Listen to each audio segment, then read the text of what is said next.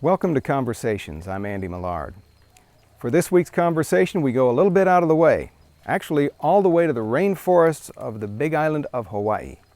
Skye Peterson is a very private guy. How much does he value his privacy? Enough to move to the end of the earth and build himself a treehouse. My name's Skye Peterson. I was born July 11th, 1953 in Texas, New Braunfels, Gary Air Force Base.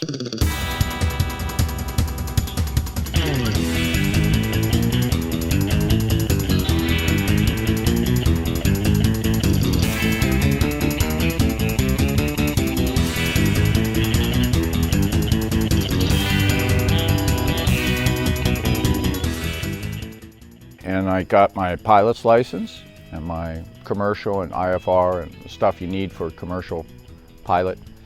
I came over to Honolulu to fly for Reeves Brothers. They were a small airline in the islands that were flying little 402s that could go into the smaller airports.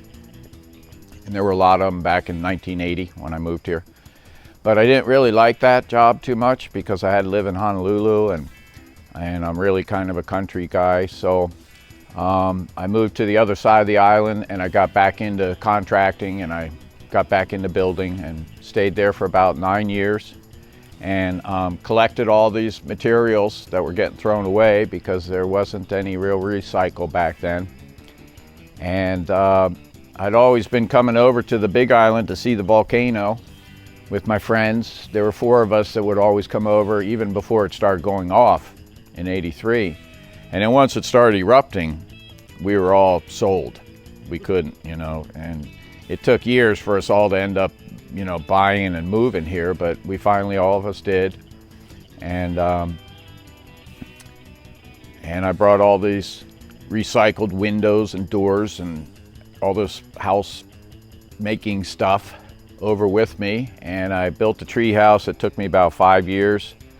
I finished that, I think, in '93. We lived in it, and then my girlfriend lived in it, and then we ended up breaking up.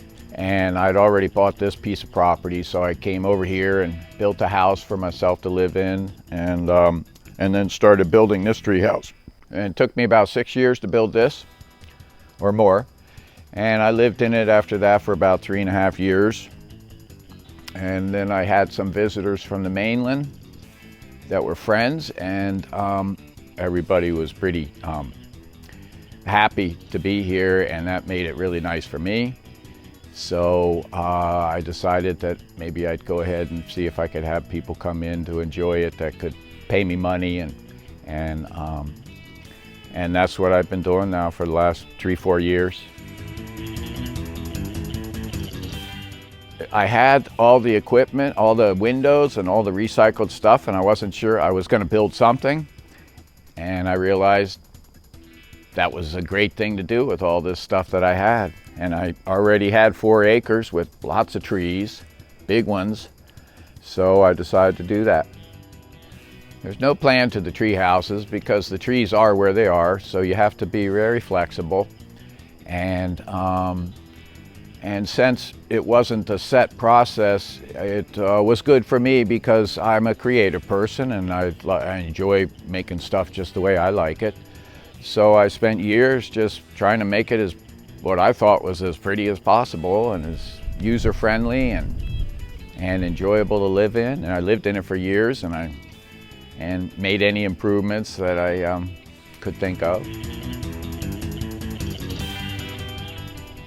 I want to just be able to take care of myself and my own stuff. And with solar energy, it's so great now, and they've done some improvements, and it's good. It's a working system. It's very it keeps you busy. You have to do a lot to keep it working, but when everybody else loses power, everything's just fine for me. Yeah, I want to be self-sufficient. Yes, I'd like to be as much as I could, I'd like to grow my own food, have my own electric, and I'm not going to make my own clothes or anything, but yeah, live my own life here. I feel that it's very important for people to carve out a place where they can be, and if they can't go to Walmart for a couple years, or they can't, you know, that they can still have a happy life and not have to depend on all this big commercial, huge commercial thing that we've set up here. I do consider myself a conspiracy theorist. I want to decide what I want to believe and what I don't want to believe, and I don't necessarily hold our top officials in the high regard that I used to. So I guess I'm not really a survivalist as far as believing that I have to have I don't, you know, hoard food or anything like that. I just want to have my own situation that's independent, and I can just live my life the way I want right here in my space, you know. If you want to get away from it all, this is pretty much it, isn't it? This is it, yeah. This is far as you can get from the rest of America without going into the ocean, you know. If I had a barge, maybe I'd try that. You know? I've thought about that. It seems like they put these aircraft carriers in mothballs. You could just buy one and take it and live out in the middle of the ocean with 5,000 other people that, you know, think the same way as you, and you could have soil and grow food, and you have the whole thing could be covered with solar cells, and you could just be your own little city with nobody telling you what to do, you know, in the middle of the ocean. You'd have to be pretty rich to do that. So. In lieu of that, I'll just live on an island with a volcano right next to me, and I like to take my chances. I like to press my luck. I've always had good luck, so I like to exercise it, I should say.